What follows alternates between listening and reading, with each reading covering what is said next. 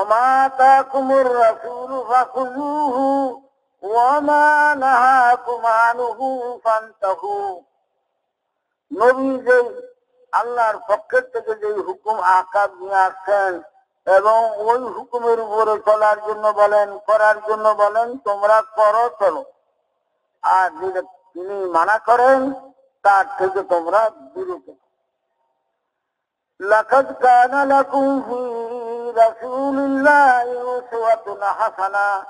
মুহাম্মদ সাল্লাল্লাহু আলাইহি ওয়াসাল্লাম যে তরিকা নিয়ে আসছেন এর থেকে উত্তম তরিকা, উত্তম আদর্শ দুনিয়াতে আর কোনো আদর্শ নাই। লাউ কানা মূসা আলাইহিস সালাম হাইয়ান মা ওয়াসিআহু ইল্লা ইত্তিবাই। যদি মূসা আলাইহিস সালাম কালিমুল্লাহ যে আল্লাহর সাথে কথা বলতেন, উনিও যদি নাকি আমার নবুয়তের দায়রার ভিতরে এসে যায়, তাহলে কানারও স্বাধীনতা নাই যে তিনি আপন তরিকা মতো চলবে। আমি মুহাম্মদ সাল্লাল্লাহু আলাইহি ওয়াসাল্লাম মুহাম্মদ সাল্লাল্লাহু আলাইহি ওয়াসাল্লামের তরিকা মতো চলত। এই জন্য ভাই বুজুর্গ, মুহাম্মদ সাল্লাল্লাহু আলাইহি ওয়াসাল্লামের তরিকা মতো চলা, এইটাই আমাদের দিন, এইটাই আমাদের ধর্ম। নবীর তরিকার বিপরীত করলে ওটা দিন না, নবীর তরিকার সাথে খাপ না খাইলে ওইটার দিন না। এই জন্য ছোট কামেই হোক আর বড় কামেই হোক, নবীর তরিকা মতো করতে হবে।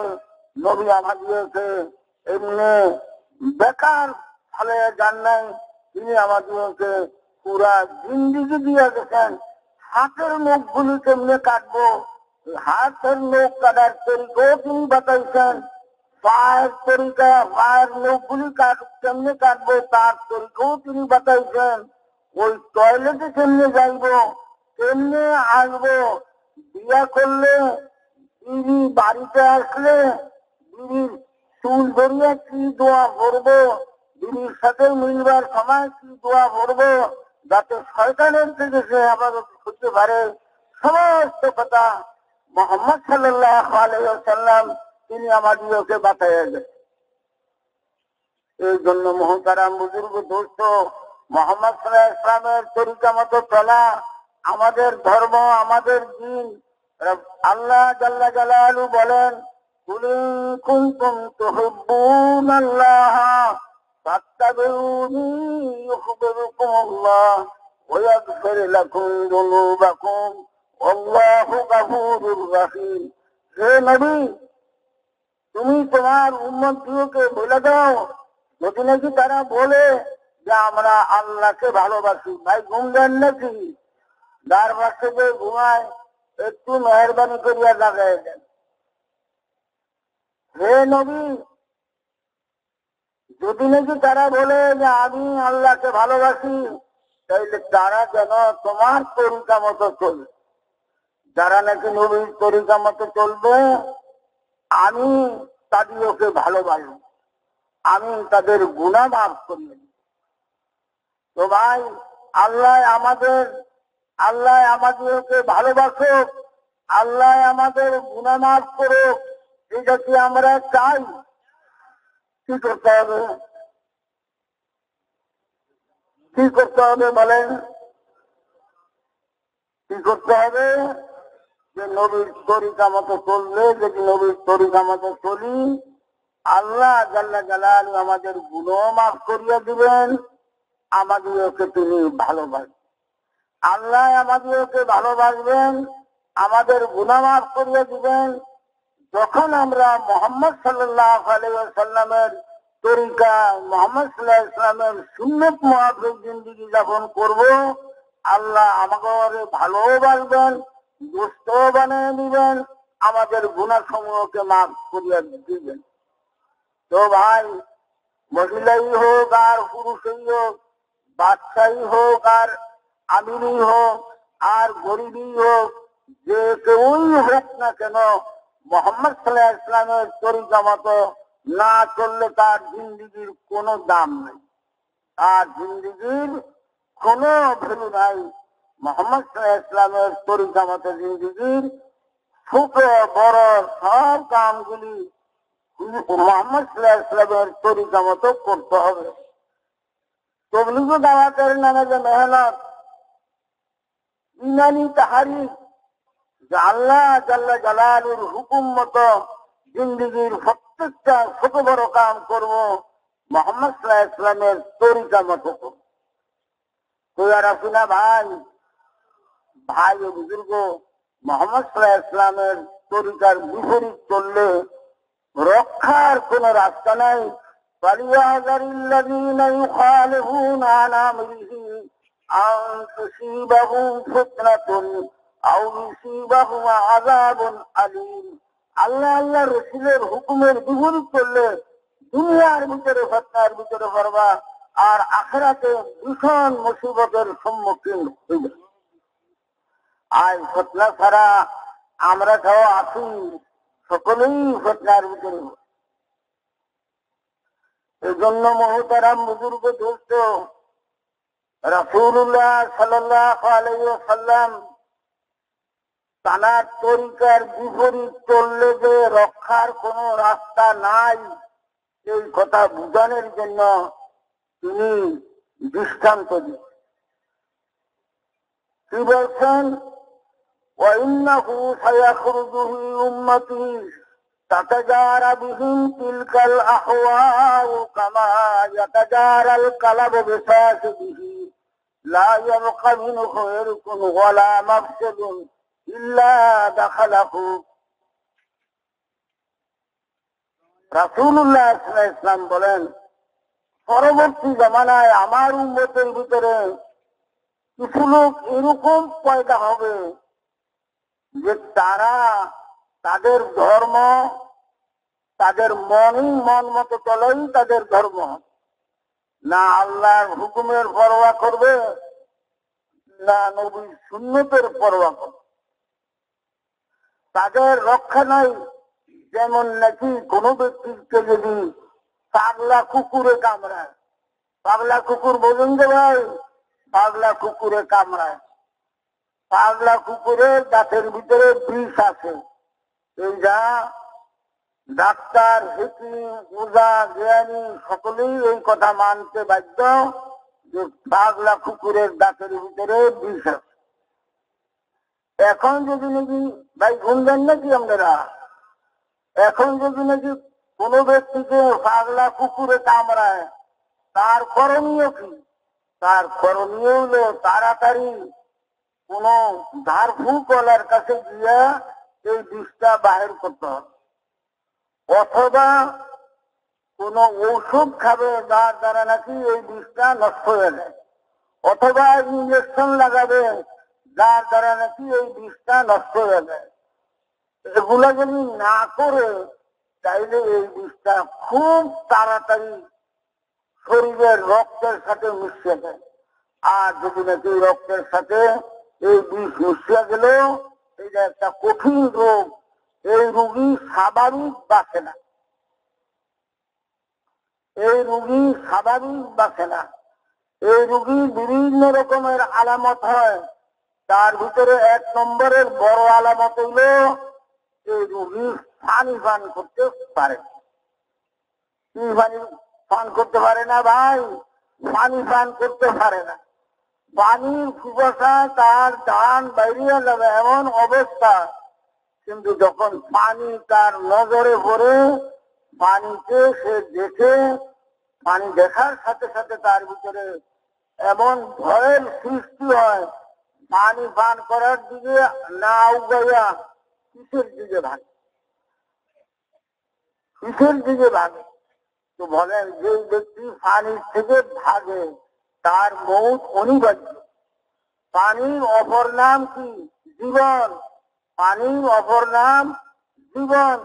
পানি ছাড়া কোনো জানদার বাঁচতে পারে না, পানি ছাড়া কোনো জানদার বাঁচতে পারে না। যে নাকি পানির থেকে ভাগে তার মৌত অনিবার্য। এরকম ভাবে যে ব্যক্তি নবীর সুন্নতের থেকে ভাগে তার জন্য জাহান্নাম অনিবার্য। এর জন্য কি বলছেন?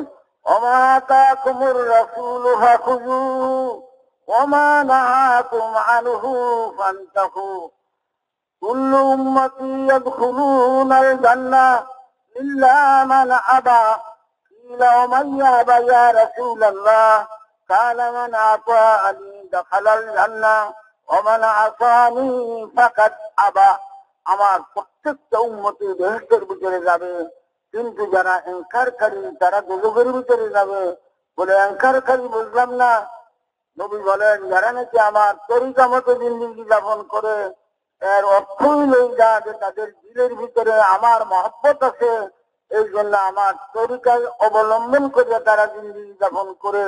আর যারা আমার তরিকাকে মানে না, ইনকার করে, তাদের দিলের ভিতরে আমার মহব্বত নাই, এই জন্য আমার তরিকাকে তারা ছাড়ে, এই জন্যই তারা জাহান্নামের ভিতরে। বুঝতে কোনো অসুবিধা নাই তো ভাই? এই জন্য মুহতারাম বুজুর্গ দোস্ত, যে কোনো কাম আমি আপনি করব, মোহাম্মদ সাল্লাল্লাহু আলাইহি ওয়াসাল্লামের তরিকা তালাশ করিয়া করিয়া করব। এই যেই মুহতারাম বুজুর্গ দোস্ত, আমাদের দিন সাহাবায়ে কেরাম রিদওয়ানুল্লাহ আলাইহিম আজমাইন মোহাম্মদ সাল্লাল্লাহু আলাইহি ওয়াসাল্লামের কিরকম তরিকার গুরুত্ব তাদের ভিতরে ছিলেন। আব্দুল্লাহ ইবনে ওমর রাদিয়াল্লাহু আনহু রাস্তায় চলতেছেন, এক জায়গায় গিয়ে তিনি বসলেন, বসিয়া আবার একটু পরেই চলে আসলেন। কোন হাজত জরুরত পুরা করলেন না। জিজ্ঞাসা করেন কেন বসলেন? কোন হাজত পুরা করলেন না। বলে আমি এক সফরে মোহাম্মদ সাল্লাল্লাহু আলাইহি ওয়াসাল্লামের সাথে ছিলাম, তিনি জায়গায় বসছিলেন, এই জন্য তানার ইত্তেবা করণার্থে আমি এখানে বসি। তাদের দিলের ভিতরে মোহাম্মদ সাল্লাল্লাহু আলাইহি ওয়াসাল্লামের সুন্নতের গুরুত্ব ছিল। আজ আমরা যদি নাকি কেউ টুপি পরতো না টুপি পরে, যদি নাকি কেউ ফাগড়ি পরতো না ফাগড়ি পরে, কেউ যদি নাকি জুব্বা পরতো না জুব্বা পরে, মানুষের তার লগে ঠাট্টা করে, তুমি বড় সুন্নতি হয়ে গেছে, তুমি বড় বুজুর্গ হয়ে গেছে। এই ঠাট্টা করলেও গুনাহ হবে। সুন্নতের গুরুত্ব ছিল সাহাবায়ে কেরামদের ভিতরে।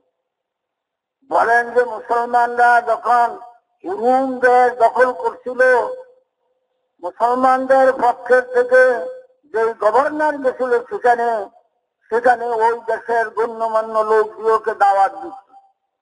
সকলে মিলিয়া খানা খাইতেছে। এক সাহাবীর কোন লোকমান পড়ে গেছে দস্তরখানে, সে ওটা উঠে খাইতেছে। পাশের থেকে একজনে বলে, হ্যাঁ মিয়া আপনি কি করেন? মক্কা মদিনার অভাবের দেশে আছেন নাকি আপনি? আপনি তো রুম দেশের ভিতরে আছেন, এখানে তো ধর্মীয় লোকমা কেন কত ব্যাগে ফসকে বলিয়া যায়, এরা কোনো পরোয়া করে না। আর আপনি ধর্মীয় একটা লোকমা উঠে খাইতেছেন, কি করেন আপনি? ওই সাহাবী কি বলছিলেন? সাহাবী কি বলছিলেন যে আমি এই রুমি আহম্মদদের ভদ্রতার দিকে লক্ষ্য করিয়া আনাতরুকু সুন্নাত হাবিবি মুহাম্মদ সাল্লাল্লাহু আলাইহি ওয়াসাল্লাম লিহাউলাই লুহমাকা। এই আহম্মদদের, রুমি আহম্মদদের ভদ্রতার দিকে লক্ষ্য করে আমি মুহাম্মদ সাল্লাল্লাহু আলাইহি ওয়াসাল্লামের সুন্নাত ছাড়বো, এটা কোনদিন হইতে পারে। সুন্নতের কত গুরুত্ব তাদের দিলের ভিতরে ছিল। কোন কাজ কারবারেও কোন অসুবিধা দেখা দিলে তারা মনে করতেন যে মনে হয় যেন নবীর সুন্নতের বিপরীত আমরা কিছু করতেছি।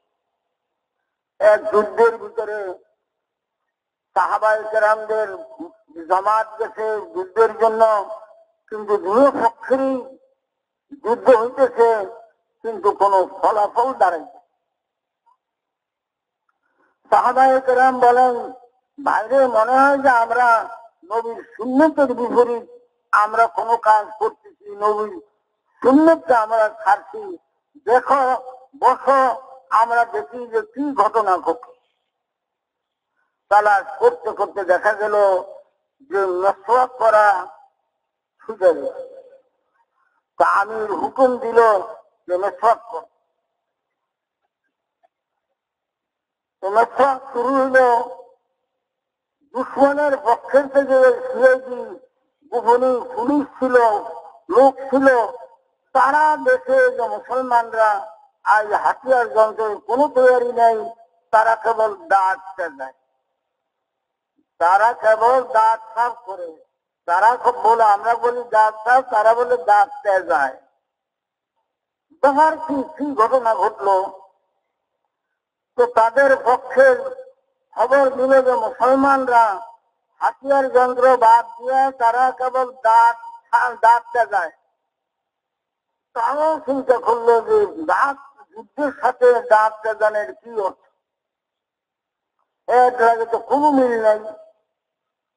তারাও চিন্তা ধান্দা করতে করতে করতে শেষ পর্যন্ত সিদ্ধান্ত করলো যে ভাই দাঁতের যুদ্ধ তো আমাদের জানা নেই, চলো আমরা যাই। তো তারা ফলে ছিল। তো মহতারাম বুজুর্গ দোস্ত, মেসওয়াক করলে কি লাভ ভাই? এক রাকাতে কত রাকাতের সওয়াব, এরকম ভাবে মেসওয়াক করলে কি ফায়দা? যে মৌতের সময় আল্লাহ জাল্লা জালালু তাকে কালেমা ইয়াদ করে দিবেন। তো মহতারাম বুজুর্গ দোস্ত, সুন্নতের আজমত আজ আমাদের দিলের ভিতরে নাই। এই জন্য মহতারাম বুজুর্গ দোস্ত, সুন্নতকে সাধারণ মনে না করি, সুন্নতকে সাধারণ মনে না করি, সুন্নতের ভিতরে সালাম দেওয়াও এটা একটা বড় সুন্নত, সালাম দেওয়াও একটা বড় সুন্নত। এই জন্য ভাই বুজুর্গ, রাসূলুল্লাহ সাল্লাল্লাহু আলাইহি ওয়াসাল্লাম বলছেন, 3 ব্যক্তি আল্লাহর জিম্মায়। কয় ব্যক্তি আল্লাহর জিম্মায়? 3 ব্যক্তি আল্লাহর জিম্মায়। যে ব্যক্তি আল্লাহর রাস্তায় গিয়া, আল্লাহর রাস্তায় গেছে, সেখানে গিয়া যদি নাকি সে শহীদ হয়ে যায় আল্লাহর জিম্মায়, আল্লাহ তাকে আপন জিম্মাদারিতে তাকে বেহেশতে পৌঁছে দিবে। দ্বিতীয় হইলে যে ব্যক্তি কি করে মসজিদে আসা যাওয়া করে, সেই ব্যক্তি সব সময় দিল তার মসজিদের লোকে তাল্লুক, মসজিদের লোকে তার দিল লটকা আছে, এই ব্যক্তিও আল্লাহর জিম্মা। তৃতীয় হইলে যে ব্যক্তি ঘরে ঢুকতে সালাম দেয়, বাহির হইতে সালাম দেয়, সালামের সাথে ঘরে ঢুকে বাহির হয়, এই ব্যক্তিও আল্লাহর জিম্মা।